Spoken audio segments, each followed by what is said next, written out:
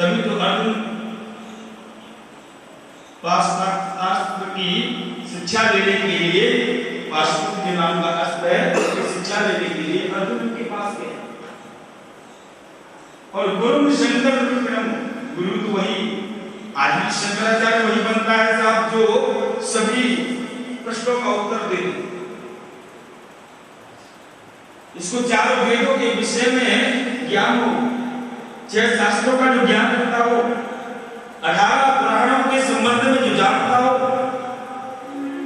और यहाँ तक भारत के संविधान के विषय में जरूर नॉलेज भी वो रखता हो।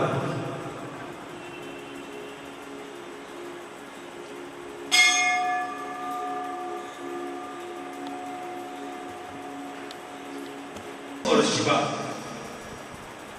ये श्रद्धा विश्वास के रूप है।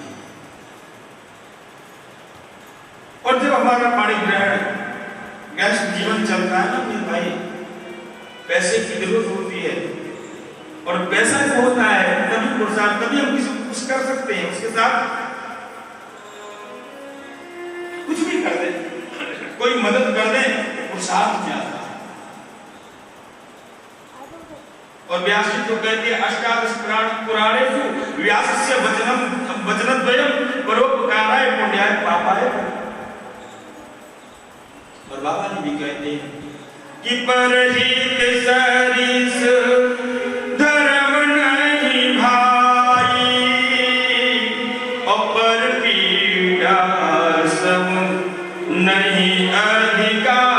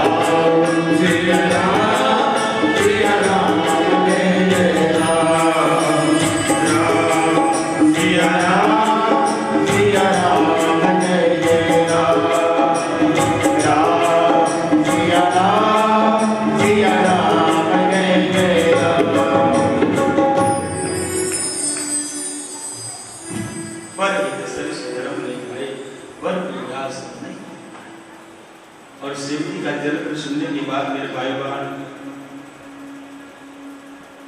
और यहाँ इस मंदिर के पावन प्रांगण में पहले इस स्थान को देखने के लिए आया था, वहाँ उसके कुछ दिनों के बाद भी कथा होनी थी श्रीमद् भागवत की किसी विद्वान के द्वारा। कितने सद्भाग्यशाली हैं आप लोग कि आपको कुछ न कुछ सत्संग मिल ही जाता है, कुछ कान के अंतर।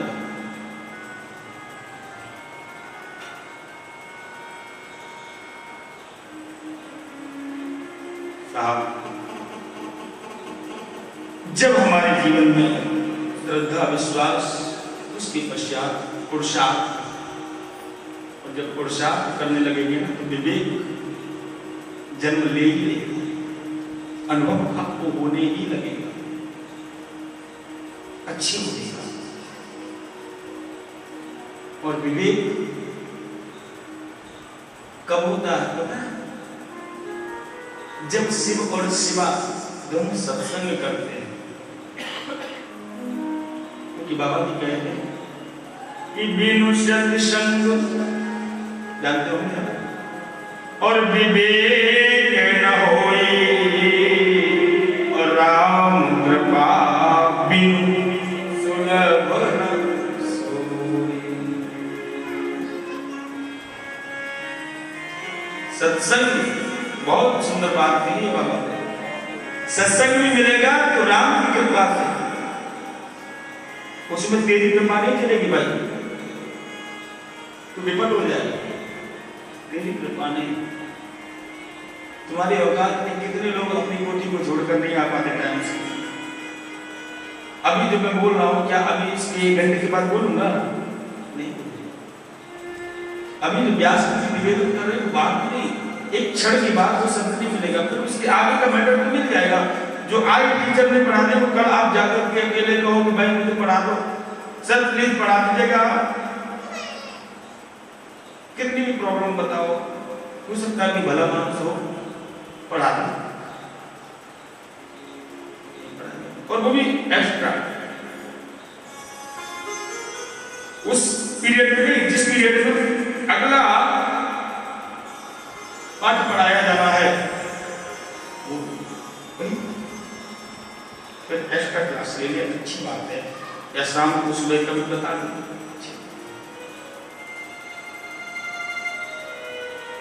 या तो मेरे भाई एक्स्ट्रा क्लास भी नहीं मिलती,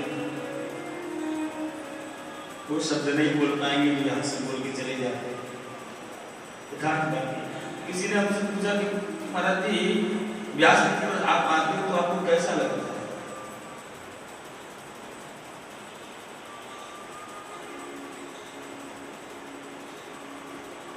कैसा लगता है? तो मैंने कहा लगता भुगता तो कैसा ये मुझे पता नहीं, लेकिन इतना जरूर पता है कि मैं अपने आप को पवित्र, बहुत पवित्र महसूस करता हूँ, क्योंकि इतनी पवित्र ये गादी है, इस पर बैठ करके मैं अपने आप को पवित्र महसूस करता हूँ। जितनी दिया बाकी तो अधूर सरिया, चित जल बाबत गगन समीरा, पंच रचित अति अधम सरीरा।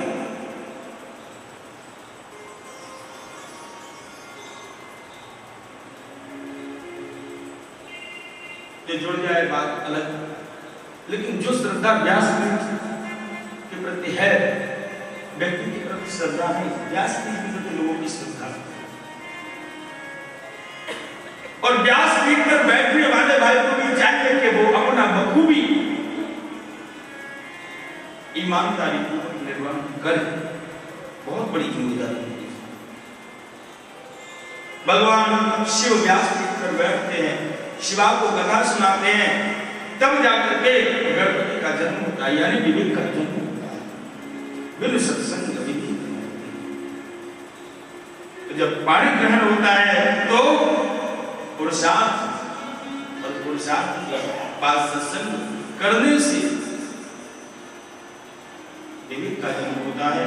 तो कल सायंकाल में हमारी आपकी चर्चा चल रही थी, कुछ सूत्रात्मक चर्चा करते हुए आगे बढ़े। भगवान शिव और शिवा दोनों का सायंकालीन विराम विवाह, समय अभाव के कारण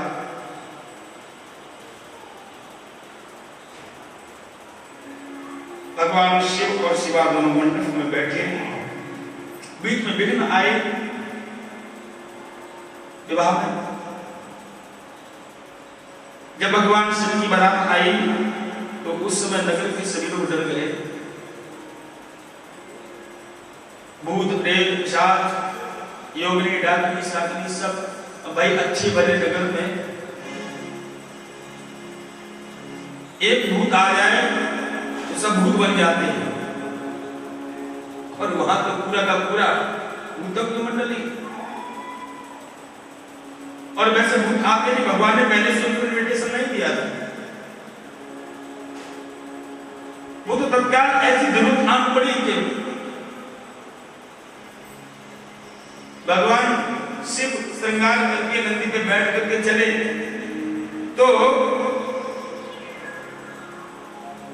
देवता लोग अपनी अपनी पत्नियों के साथ अपने अपने विमानों में बैठ करके जाने लगे। जिसका विवाह होना है उस व्यक्ति को पीछे, और जितने बराती हैं ये बाबा की बारात ही अजीब है, बाकी सब आगे। नगर में बारात प्रवेश करने को थी तो रंगी भंगी नंदी त्याग ने कहा कि बाबा एक काम करो। बोले क्या?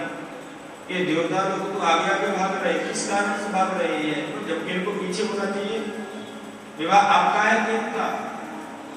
बाबा ने कहा तो जाने तो कोई बात नहीं, उनको संग की जरूरत है, हम असंगी हैं, हमको संग की जरूरत नहीं है।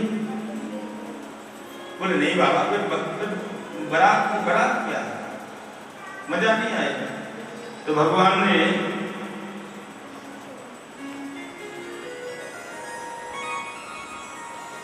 संगी से कहा कि भाई एक काम कर। बोले पहले तो तू शमशान में जितने भूत प्रेत हैं सबको सूचना दो, वहां से भूत प्रेत आए।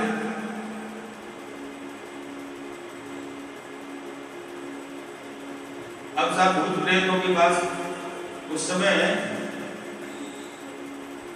रिलायंस या वोडा या वगैरह वो नहीं चलते थे, पर उस समय ये केवल फोन चलता था। तो मानसिक नेत्र बंद किए, 3 मिनट ध्यान किया और सामने वालों को पता चल गया कि मुझे याद किया जा रहा, चलो। तो शमशान, इंसान तो सभी जगह मरते हैं,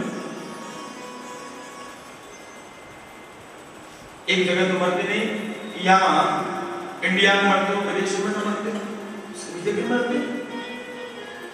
तो विदेशी भूत भी आए,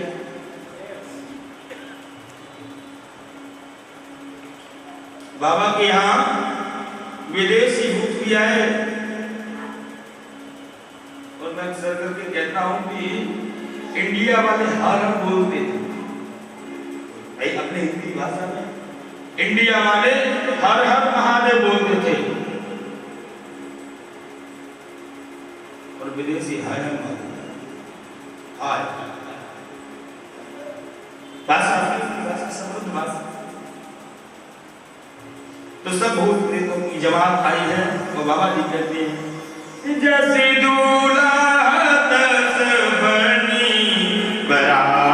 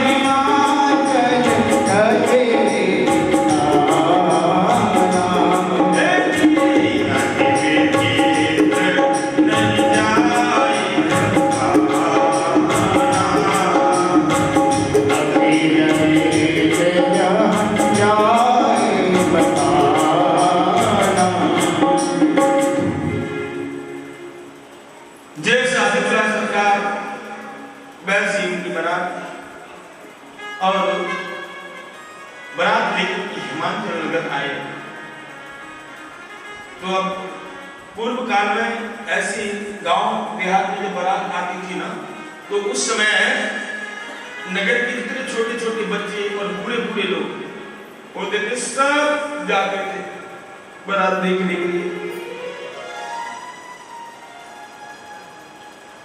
और जैसे ही बारात देखने के लिए गए, बाप बुरे बाप, जैसे ही बच्चों ने देखा बारात को दूर से, तो सबसे पहले ब्रह्मा जी, तो सबने समझा ये पंडित जी हैं, थोड़ा आगे जाने के भाई द्वारोपचार वगैरह कराना तो उसका ये आगे, और जैसा बारात पूरे वैसा ही पंडित होगा ना। पंडित भी तो थोड़ा कई स्टाइल के होते हैं ना, उनके भी तो अलग अलग, कोई 11 रुपए की सत्यनारायण की कथा करने वाला, कोई 11,000 रुपए का निमंत्रण पाने वाला, कोई 5,000 रुपए छुपाने वाला। क्यों ऐसे भी तुम 5,000 रुपए तक पैर छूने के लिए महाराज को मिलेंगे, तो 5,000 अपने बच्चों को या अपने नौकर को दे दो, वो अच्छी बात है।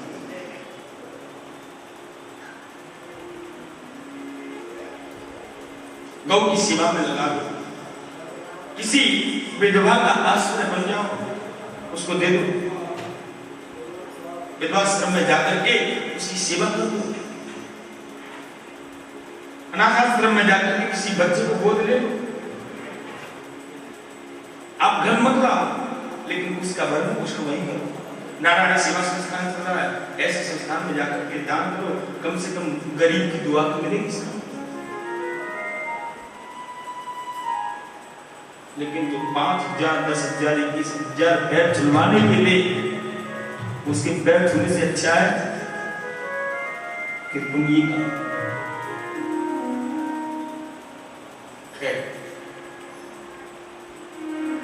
बाबा की बारात, जैसी बारात, अब बाबा की बारात पहुंची हिमाचल नगर में। ब्रह्मा जी को देखकर के बड़े बड़े लोगों ने पूछा कि आप, बोले हाँ पंडित जी, ठीक आगे चले। पीछे भगवान विष्णु, लोगों ने पूछा बाबा क्या बात है, यही दूल्हा होगा, इसका ही मुकुट सबसे सुंदर है, इसको देखो। लोगों ने पूछा कि आप भी दूल्हे महाराज? भगवान ने कहा नहीं, मैं तो बाराती हूँ। इंद्र, वरुण, कुबेर, सबसे जितने देवता थे सबसे पूछा, सबने कहा बाराती बाराती। अब वहां हिमाचल नगर में पूरे में चर्चा हो गई कि अरे भाई, जिसकी बारात में बाराती इतने खूबसूरत आए, दूल्हा कितना खूबसूरत होगा। तो एक कुछ मतलब फॉक्स के द्वारा लोग आते हैं,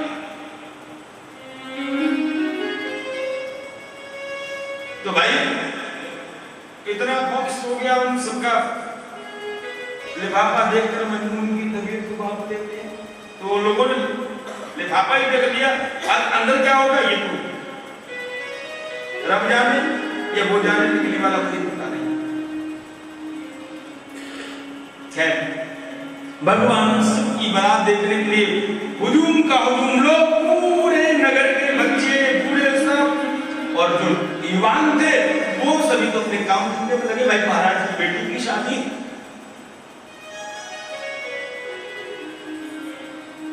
और जैसे ही ब्रह्मा विष्णु ये सब तो जन्माष्टमी तक पहुंच गए, बाबा की बारात ने प्रवेश किया नगर में। बाप रे बाप,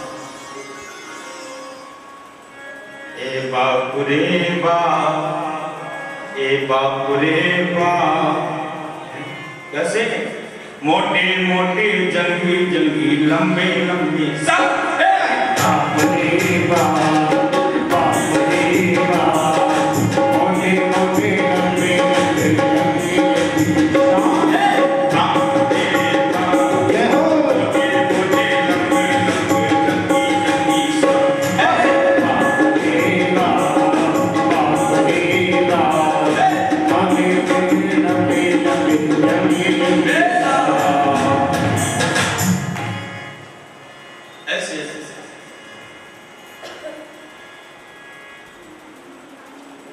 देखा जैसे ही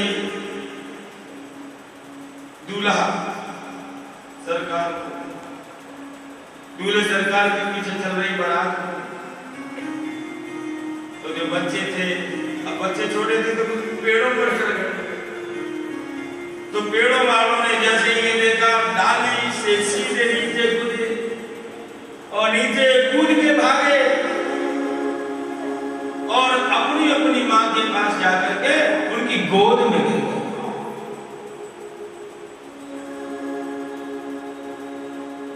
मैंने कहा क्या हुआ? बोले बारात में क्या हुआ, कुछ हो गया? बोले मां बारात मत पूछो, आज तो मुझे लगता है कि पार्वती के पापों का उदय हो गया। ऐसा दूल्हा और दूल्हे के बराती, सुभान अल्लाह।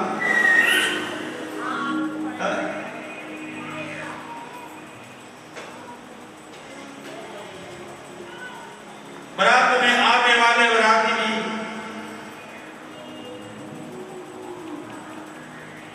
कैसे हैं? तन की